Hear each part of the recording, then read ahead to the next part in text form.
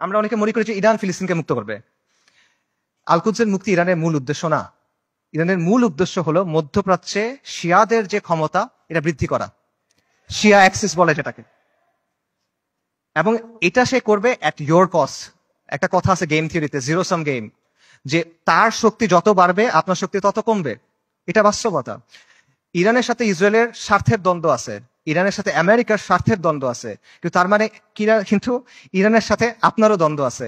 যে ইরান আজকে ফিলিস্তিনের মুক্তি করার জন্য বুলি আওড়াচ্ছে, তারাই আজকে সিরিয়াতে আহলুস সুন্নাহ ওয়াল জামাকে হত্যা করতেছে, তারাই আজকে আহওয়াজে আহলুস সুন্নাহ ওয়াল জামাকে হত্যা করতেছে, তারা ইরাকে আহলুস সুন্নাহ ওয়াল জামাকে হত্যা করছে, এখন নির্যাতন করতেছে।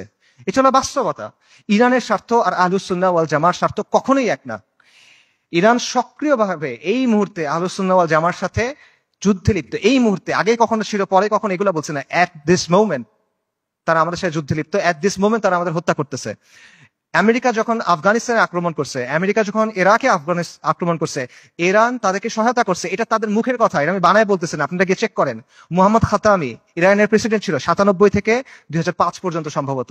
তার একটা বক্তব্য আছে যে তালিবানের বিরুদ্ধে আমরা আমেরিকাকে সাহায্য করছি, স্পষ্ট বক্তব্য আছে তাদের, এগুলো লুকোছাপার কিছু না। এবং সবচেয়ে বড় যে বিষয়টা, ইরানের ব্যাপারে সতর্ক হওয়ার সবচেয়ে বড় কারণ হলো যে তাদের সাথে আমাদের আকীদার দ্বন্দ্ব আছে, তাওহীদের ব্যাপারে দ্বন্দ্ব আছে। তারা আল্লাহর উলুহিয়াত, আল্লাহর রুবুবিয়াত, আল্লাহর সিফাতের ব্যাপারে শিরক করে। তারা আমাদের মা আয়েশা রাদিয়াল্লাহু তাআলা আনহার ব্যাপারে জঘন্য কথা বলে, যেটা কোনোদিন কিয়ামত পর্যন্ত মানা সম্ভব না আমাদের পক্ষে। তারা সাহাবায়ে কেরাম রাদিয়াল্লাহু তাআলা আনহুম আজমাইনকে তাকফির করে, এটা কোনোদিন পর্যন্ত মানা সম্ভব না। এগুলো কোনো ফুরুই বিষয় না ভাই। এই জিনিস মেনে আপনি কোনো কিছু করতে পারবেন না। আল্লাহ আল কুদসকে এই শিরকের সাথে এই করে আপনি মুক্ত করতে পারবেন না। ইরানকে আপনার দেখতে হবে ক্রুসেডের সময়ে উবাইদি সাম্রাজ্যের মতো করে।